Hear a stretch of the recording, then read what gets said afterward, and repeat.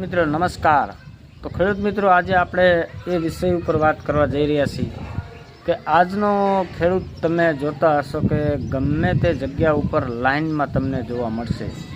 કેવી રીતે કે તમે ખાતર લેવા જાઓ તોય તમારે લાઈનમાં ઊભું રહેવું પડે।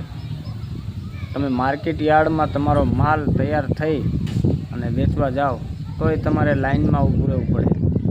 તમે સરકારી ગમે તે કચેરીની અંદર તમારે કંઈક કામ કરવું હોય તોય તમારે લાઈનમાં ઊભું રહેવું પડે।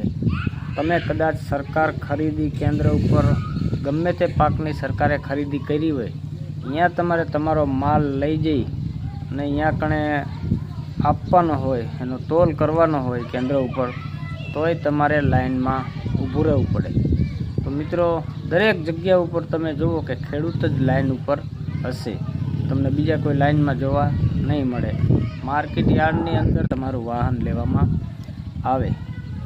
તો મિત્રો આ બધું શા માટે તમે જોતા જશો કે આ બધી વસ્તુ થવા છતાં ખેડૂત ક્યારેય પણ દુઃખી નથી હોતો। તોય માર્કેટ યાર્ડની અંદર એનો માલ લઈ જાય, કદાચ એને 25, 50 કે 100 રૂપિયા ઓછા આવે તો ખેડૂત ક્યારેય નિરાશ નથી થતો।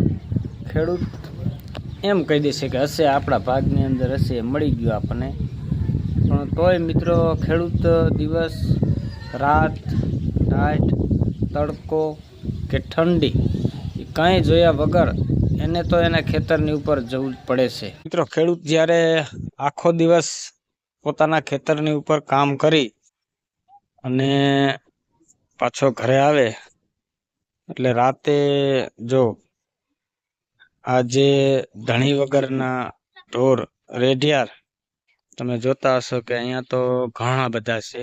અમારા અહીંયા છોકરા રમે છે એટલે નક્તર અહીંયા કણે ઓછામાં ઓછા 50 થી 60 જેટલા ઢોર રેઢિયાર જે અહીંયા કણે આવી જાય અને રાત પડે એટલે પછી નીકળી જાય ખેડૂતની વાડી હોય એની અંદર ખાવા માટે। એટલે આ માલ ઢોર પણ ખેડૂતને રાતે નથી સુવા દેતા, એટલે આના ઉપર પણ કંઈક પ્રતિબંધ થાય એવું કરવું જોઈએ, કારણ કે ખેડૂતની નીંદર પણ હરામ કરે છે આ રેઢિયાર ઢોર।